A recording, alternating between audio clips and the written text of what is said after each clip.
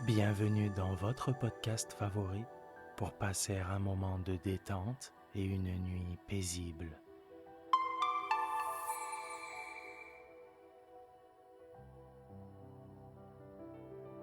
Installez-vous confortablement et profitez chaque soir de votre moment de relaxation avec le podcast Dormir sans souci.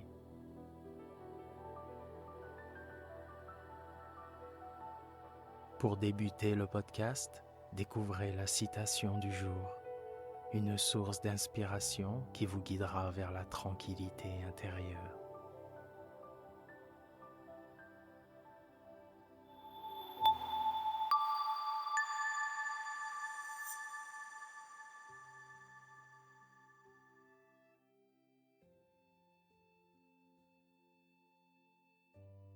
Notre citation du jour, signée Voltaire, nous a été envoyée par notre abonné Guillaume de Nancy.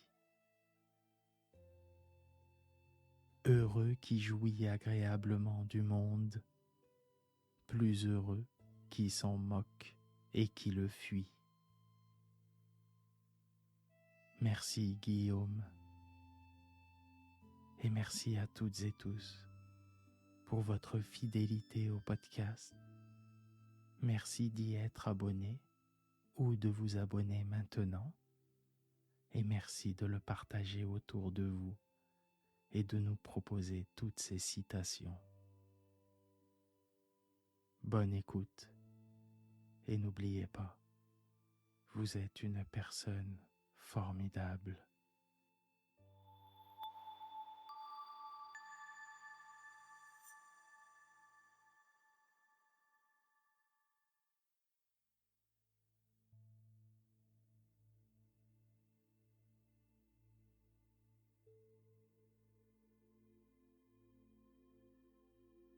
Disons qu'elle s'appelait Madame Anseur, pour qu'on ne découvre point son vrai nom.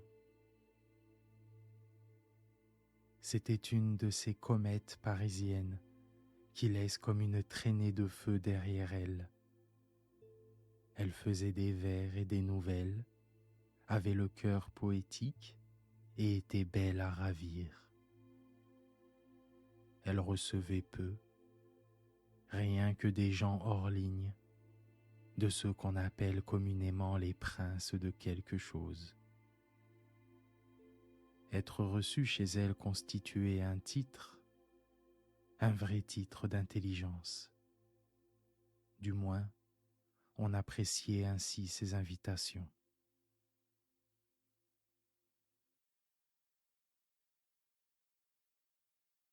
Son mari jouait le rôle de satellite obscur. Être l'époux d'un astre n'est point chose aisée. Celui-là, cependant, avait eu une idée forte, celle de créer un État dans l'État, de posséder son mérite à lui, mérite de second ordre, il est vrai. Mais enfin, de cette façon, les jours où sa femme recevait, il recevait aussi. Il avait son public spécial qui l'appréciait, l'écoutait, lui prêtait plus d'attention qu'à son élégante compagne.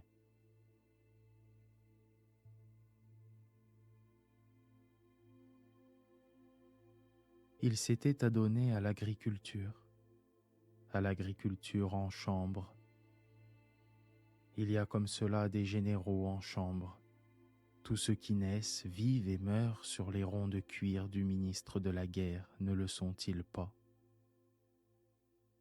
Des marins en chambre, voire au ministère de la marine, des colonisateurs en chambre, etc., etc.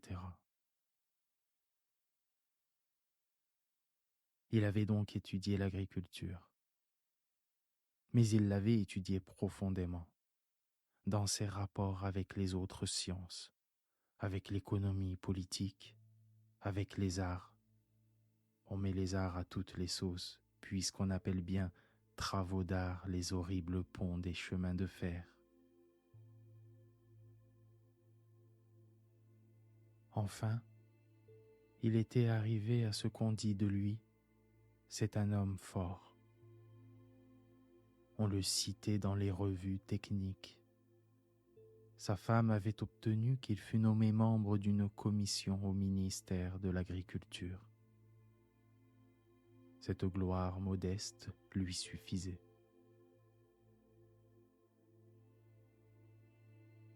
Sous prétexte de diminuer les frais, il invitait ses amis le jour où sa femme recevait les siens, de sorte qu'on se mêlait, ou plutôt non, on formait deux groupes. Madame, avec son escorte d'artistes, d'académiciens, de ministres, occupait une sorte de galerie, meublée et décorée dans le style empire. Monsieur se retirait généralement avec des laboureurs dans une pièce plus petite, servant de fumoir, et que madame en sœur appelait ironiquement le salon de l'agriculture.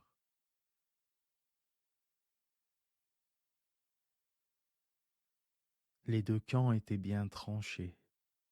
Monsieur, sans jalousie d'ailleurs, pénétrait quelquefois dans l'académie, et des poignées de main cordiales étaient échangées.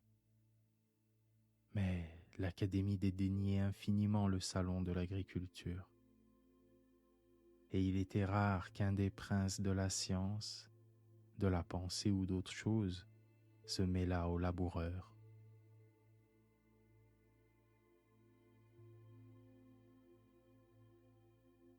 Ces réceptions se faisaient sans frais.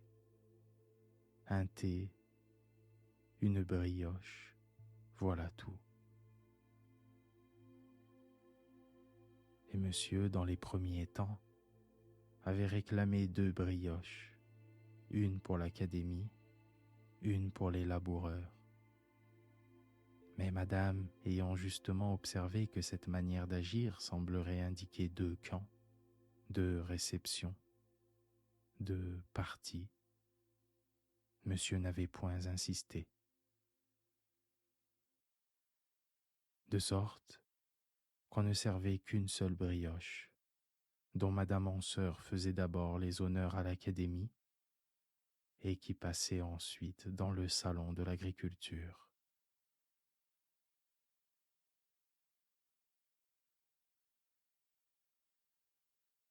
Or, cette brioche fut bientôt pour l'académie un sujet d'observation des plus curieuses.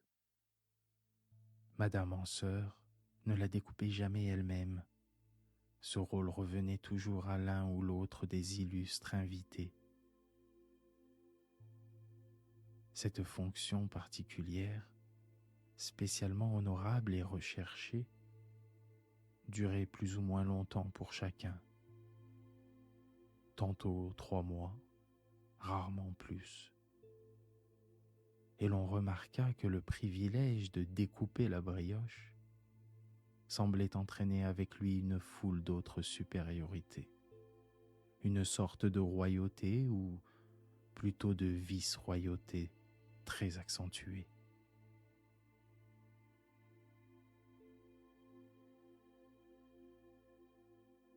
Le découpeur régnant avait le verbe plus haut, un ton de commandement marqué, et toutes les faveurs de la maîtresse de maison étaient pour lui, toutes.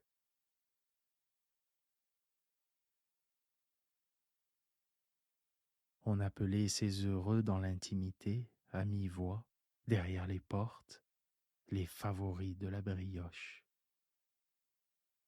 Et chaque changement de favori amenait dans l'académie une sorte de révolution. Le couteau était un sceptre, la pâtisserie un emblème. On félicitait les élus.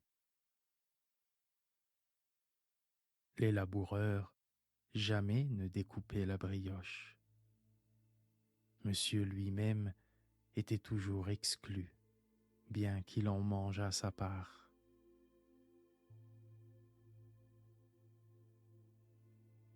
La brioche fut successivement taillée par des poètes, par des peintres et des romanciers. Un grand musicien mesura les portions pendant quelque temps. Un ambassadeur lui succéda.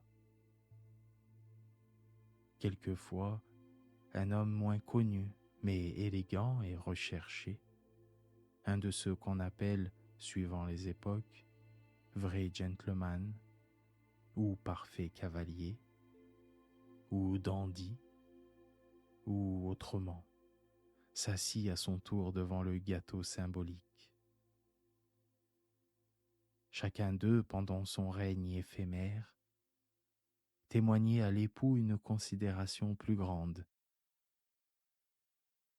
Puis, quand l'heure de sa chute était venue, il passait à un autre le couteau et se mêlait de nouveau dans la foule des suivants et admirateurs de la belle Madame en sœur.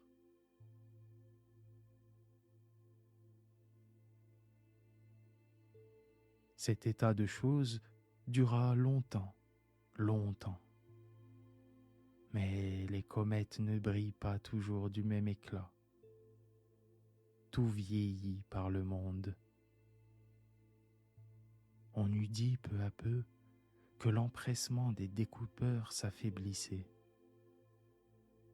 Ils semblaient hésiter parfois quand on leur tendait le plat. Cette charge, jadis, tant enviée, devenait moins sollicitée. L'on la conservait moins longtemps. On en paraissait moins fier. Madame en sœur prodiguait les sourires et les amabilités. Hélas, on ne coupait plus volontiers.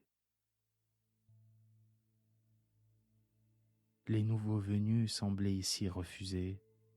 Les anciens favoris reparurent un à un comme des princes détrônés qu'on remplace un instant au pouvoir.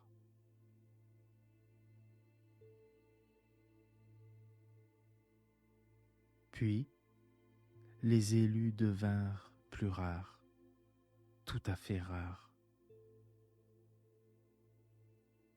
Pendant un mois, oh prodige, Monsieur Hanseur ouvrit le gâteau. Puis il eut l'air de s'enlacer. Et l'on vit un soir Madame Hanseur, la belle Madame Hanseur, découper elle-même. Mais cela paraissait l'ennuyer beaucoup.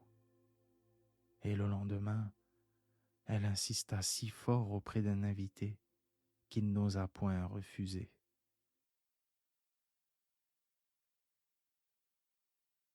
Le symbole était trop connu cependant.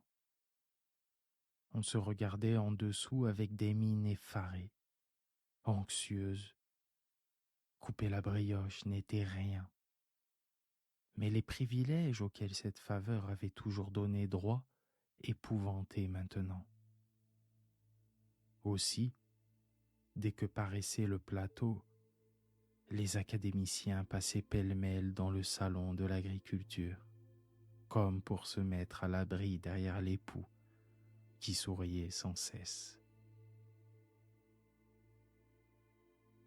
Et quand Madame Hanseur, anxieuse, se montrait sur la porte avec la brioche d'une main et le couteau de l'autre, tous semblaient se ranger autour de son mari, comme pour lui demander protection.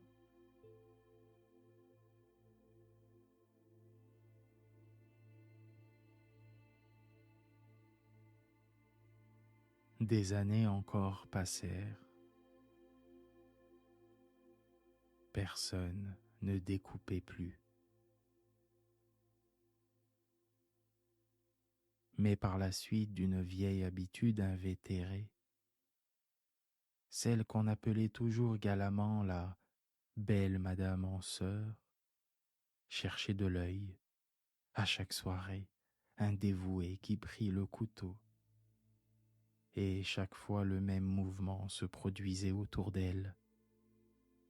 Une fuite générale, habile, pleine de manœuvres combinées et savantes, pour éviter l'offre qui lui venait aux lèvres. Or, Voilà qu'un soir on présenta chez elle un tout jeune homme, un innocent et un ignorant. Il ne connaissait pas le mystère de la brioche. Aussi, lorsque parut le gâteau, lorsque chacun s'enfuit, lorsque Madame en sœur prit des mains du valet le plateau et la pâtisserie, il resta tranquillement près d'elle.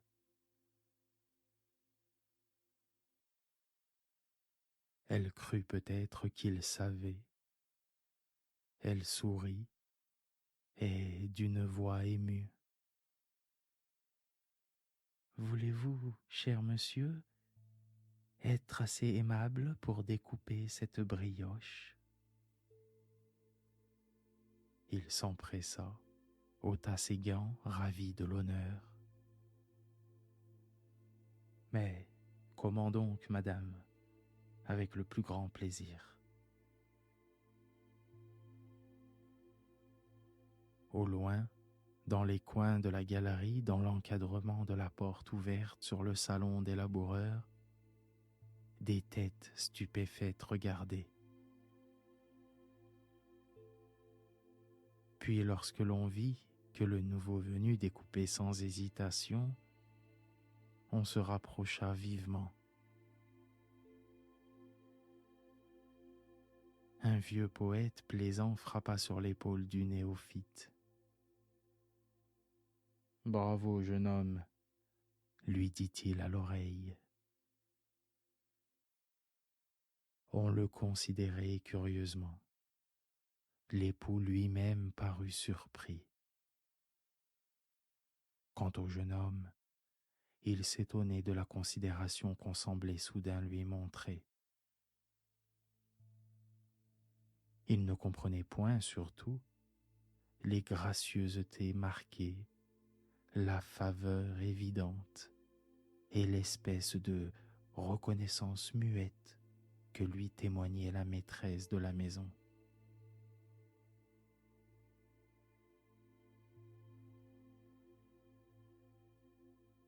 Il paraît cependant qu'il finit par comprendre.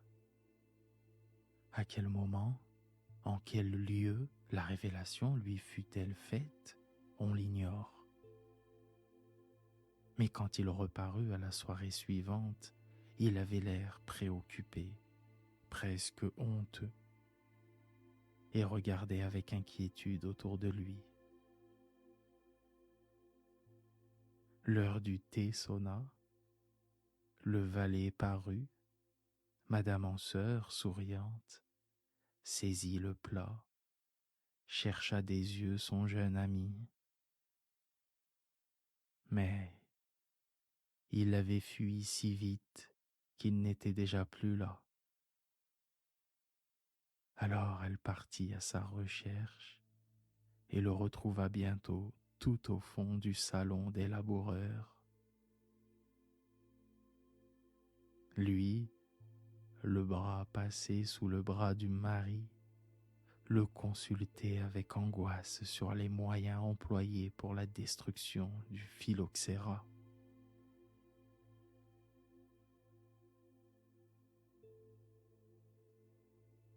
Mon cher monsieur, voulez-vous être assez aimable pour me découper cette brioche? Il rougit jusqu'aux oreilles, balbutia, perdant la tête. Alors monsieur Ranceur eut pitié de lui et se tournant vers sa femme: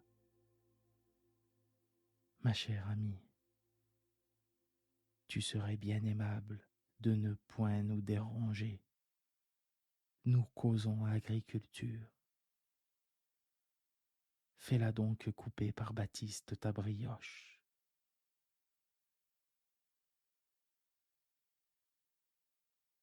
Et personne, depuis ce jour, ne coupa plus jamais la brioche de Madame en sœur.